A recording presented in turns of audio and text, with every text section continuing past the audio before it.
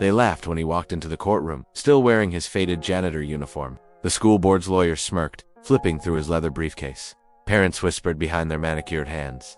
One even said, "Why is the help even allowed to speak?" But what the judge said next silenced everyone. Mr. Leonard Hayes, 62, had worked as a school janitor for over 30 years. He'd polished the same hallways, mopped the same marble floors, and unlocked the same doors every morning before sunrise.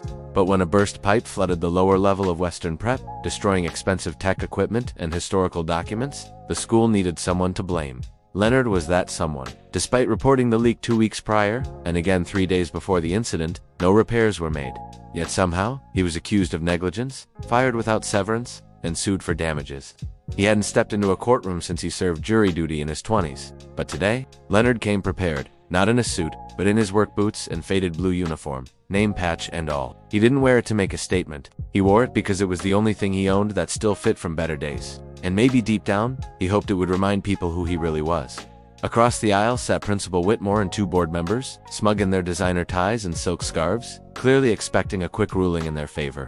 When Leonard stood, the attorney chuckled. "Your Honor," he said with a scoff.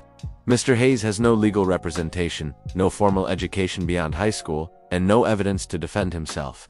Judge Morrison, a stern-faced woman with salt and pepper hair and piercing eyes, looked up. "No evidence?" she asked calmly. "Because from what I see, Mr. Hayes submitted 3 written maintenance reports.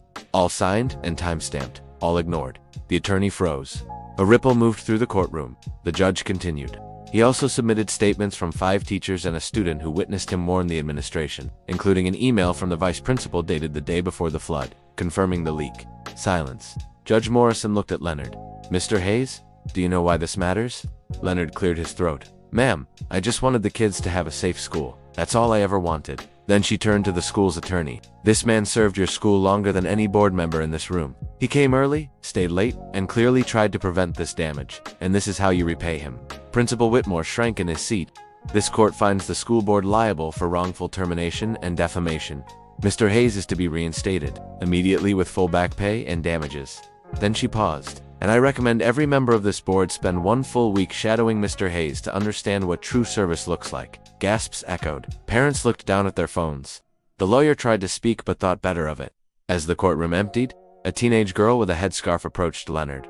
"Mr. Hayes, you cleaned my mom's hospital room last year. She was too tired to eat, and you left her a thermos of your wife's soup." Leonard blinked. "She said it was the best she'd ever had. She passed away last month, but she made me promise to thank you." He took off his cap and placed it over his heart. "She was a kind woman. I remember her." The girl smiled. "My mom said, angels wear boots too. If you believe respect isn't earned through degrees or suits, but by how we treat others." Like this video, and don't forget to subscribe and share.